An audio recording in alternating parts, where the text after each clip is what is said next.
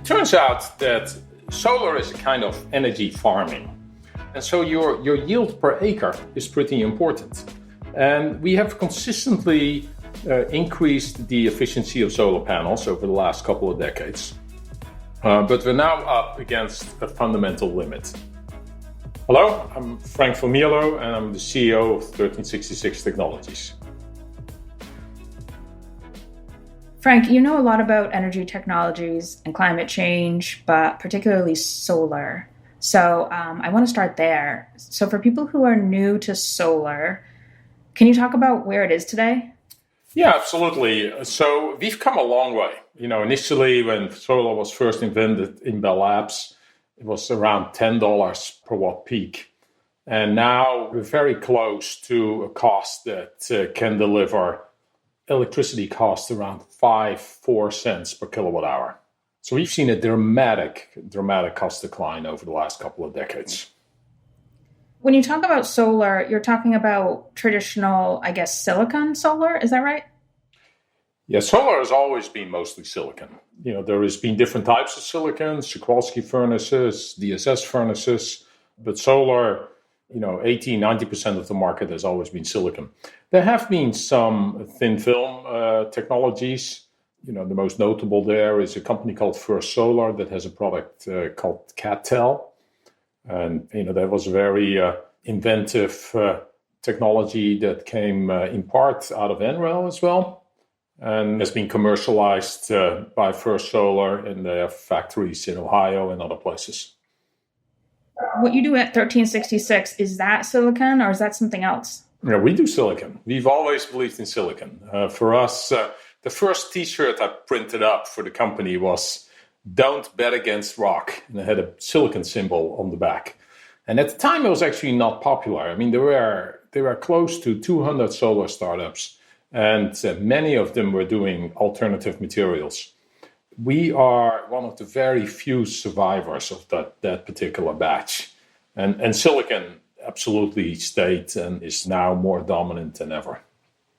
I've heard you talk in other places about this idea of the next step for solar, as in solar only shines during the day. So what happens when it's not shining, and how energy storage plays into that. Can you talk a little bit about your thoughts on that? You're absolutely right. I mean, clearly, if you're going to use solar and if that's going to drive your economy, you need to have some way of powering things at night when the sun isn't shining. So how do you store that energy? And it turns out that there is actually a lot of very viable solutions available today. When the local nuclear plant was built in the middle of last century, they had the opposite problem. The nuclear plants, they produce power steadily, during the day and during the night. You can't modulate that. So one of the limitations seems like energy storage. The other one that I've heard you talk about is this idea of like single junction versus tandem technology in solar. Can you just explain what that is? Yeah, as you know, I recently gave a TED Talk on that topic. So it turns out that solar is a kind of energy farming. And so your yield per acre is pretty important. And we have consistently increased the efficiency of solar panels over the last couple of decades. But we're now up against a fundamental limit. And for single junction, meaning one material, that limit is around 24% on a module. The theoretical limit is more like 30-31%. That's the Shockley-Quasar limit. But in practice, because you always have some losses, you end up with around 24% in a module. Clearly, it would be better if we could get a higher efficiency. Well, if you introduce a second material, and just now that's becoming possible, until now that really has not been economically viable.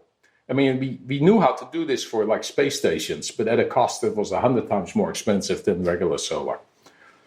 Because costs are coming down, because knowledge of material is getting better, it's now possible to make a module with two materials. And therefore, you have one material harvesting the infrared light, where most of the photons are, but they don't have that much energy. And then the other material harvesting the high energy photons. And then you can lift the total energy yield of a solar module. Turns out that it's pretty significant. If you think that you're going to power all of the US with solar, going to Tandem would save you an area of the state of Connecticut. And so it has a big impact. You know, what the green revolution did for agriculture, Tandem is going to do for solar. So what is the second material that's able to extend the band gap? There's a couple of materials that people are working on, and there's working prototypes in several top layers. Basically, there's about 10,000 different photovoltaic materials. And basically, you want something with a band gap of about 1.7 electrovolts. And so you have options there. The real breakthroughs is not so much in the selection of the material, but more in the doing it in a cost-effective manner. Right, because this used to only be viable for, you're saying, like space stations and really large-scale That's things. right. Until now, the multijunction panels were only possible on satellites where you don't mind paying 100 times more than what you would pay for a terrestrial panel. So what's making it possible now? Breakthroughs in the layers at the top. You know, you need conductive electrodes. You need to have insulators that have really good transmission, and you have to be able to apply all of that cost effectively. So it's really breakthroughs in engineering, material, and manufacturing techniques. So if the cost of solar is going down overall, is this new innovation going to further decrease the cost, or is it going to increase it because you're adding this new material and this new technology? It will absolutely further decrease it. Roughly, you can keep the cost per watt per panel the same, but you're just simply going to get more watts per panel. And now the corresponding infrastructure gets leveraged over a more efficient panel. So you need less lamps, you need less labeling, you need less racking. And so the total installation cost is going to go down. So this is what's going to get us to the 2 cents per kilowatt hour. In most areas of the world today, we cannot achieve that. But with Tandem, I think we can get there. So what are the drawbacks to this? But there never is drawbacks to this sort of thing. I mean, this is just simply a better technology coming online. There's no drawbacks. I mean, spoken like a true MIT engineer, you know, life just gets better when we invent better technology. Right. You mentioned MIT. Let's go there a little bit. So you graduated from MIT with a degree in mechanical engineering. Is that right? Yeah.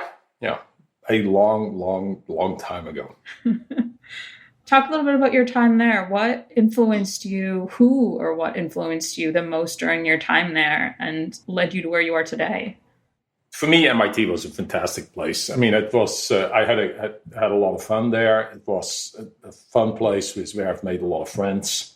The key thing I learned at MIT was that I couldn't get my problem sets done alone.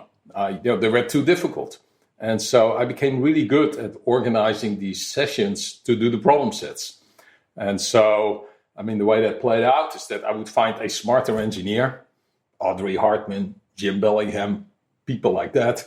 And they would come and we would do the problem set together. I would serve tea and, everybody was happy.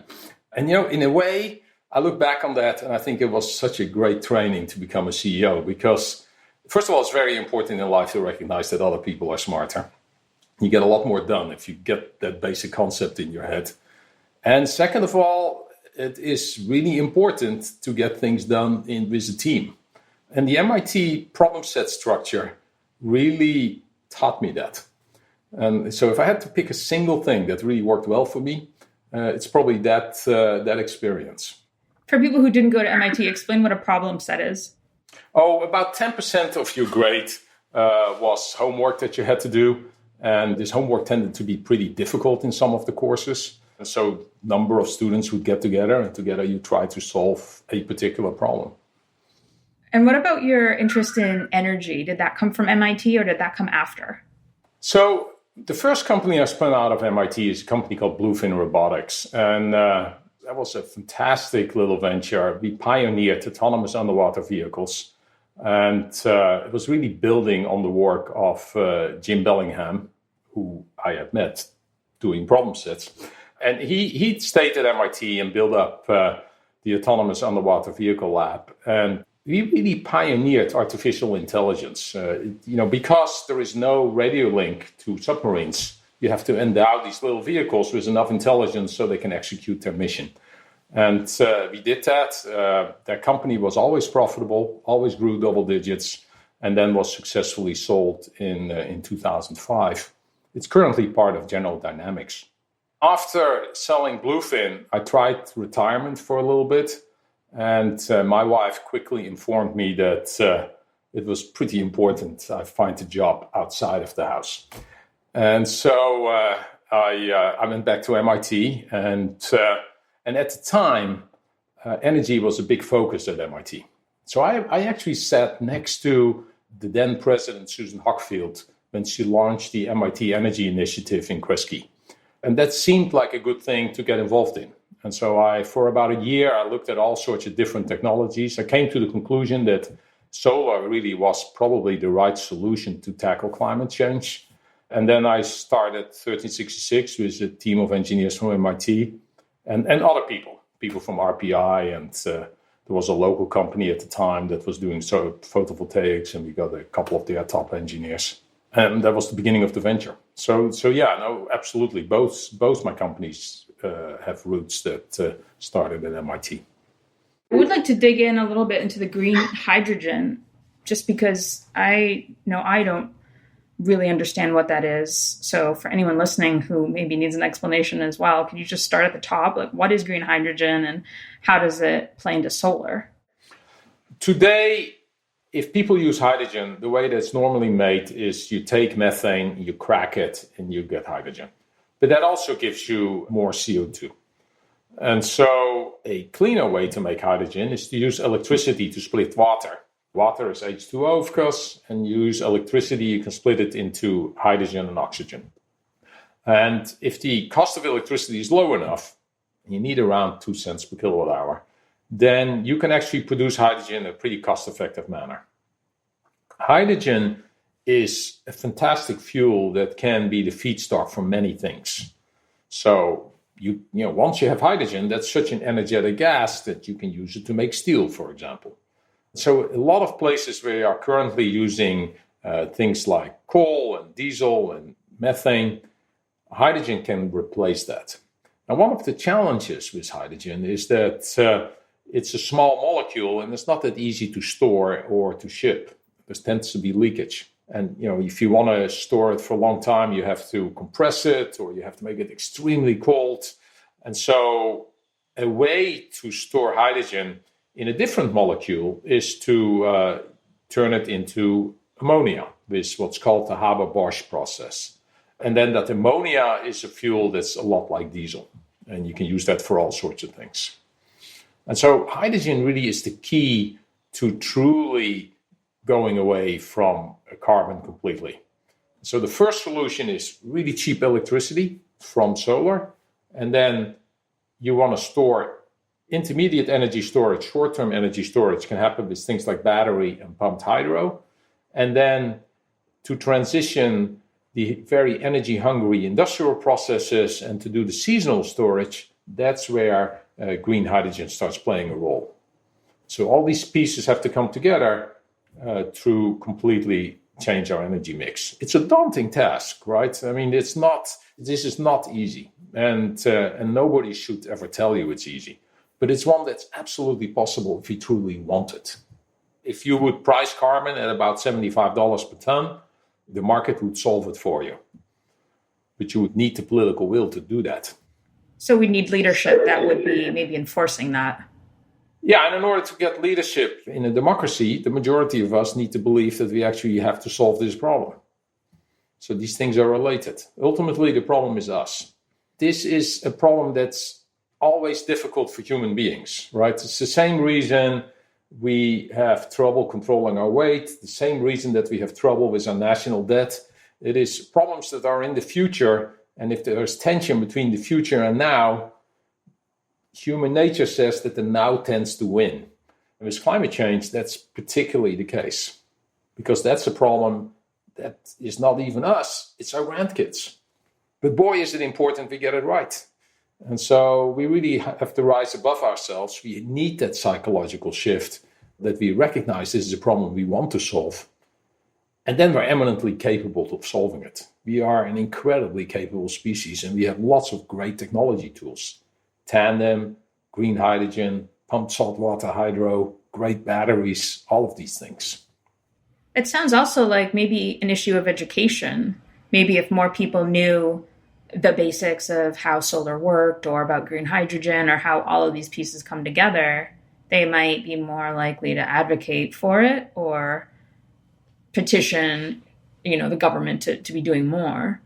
And that's where podcasts like the ones you are doing are so important. That's where MIT clearly has a vital role to play. I think MIT and you are doing that, and it's an important task. If you had to send people away with one message or learning about anything, about climate change, about energy, about solar, that you think would benefit them or that you just wish more people knew about, what would that be? Oh, really is a sense that tools have gotten much, much better in the last decade. We have solved a lot of problems. And so now it really comes down to a will to tackle climate change in a way that's substantive. But the solutions are there. We are able to do this. That's the message. We just have to now decide that we want to do it. And when you say we decide, you mean politically? Because individually, there's not much we can do. As a species, as a country, as a nation, the majority of us have to recognize that this is a problem we want to solve.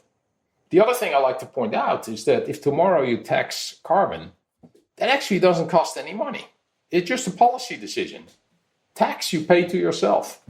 And so, for all the tax that you collect with taxing CO2, that revenue can be used to reduce the tax burden somewhere else. So it's more smart policy than that it truly has to increase the burden in an unacceptable manner. But you need a price signal in the market that pollution isn't free. You need to give people an incentive to deploy all of these solutions that are on the shelf and not continue with the way we are producing our energy at the moment. And what's the next challenge that you're facing at your company specifically? Well, absolutely, we have to make this Tandem a success. We have to make sure that we build these gigawatt factories and deliver the quality and the reliability that we believe we can deliver. And then we need to continue to scale. And my hope is that we create not a 2 gigawatt company or a 10 gigawatt company. My hope is that we create a 50 gigawatt company that plays a big role in the next phase of solar and helps bring that cost down to 2 cents. Well, Frank, I want to thank you for such a comprehensive discussion about solar and the surrounding technologies and your compelling vision for a better world. Thank you for the important work that you're doing, and thanks for coming on the show. Thanks for having me.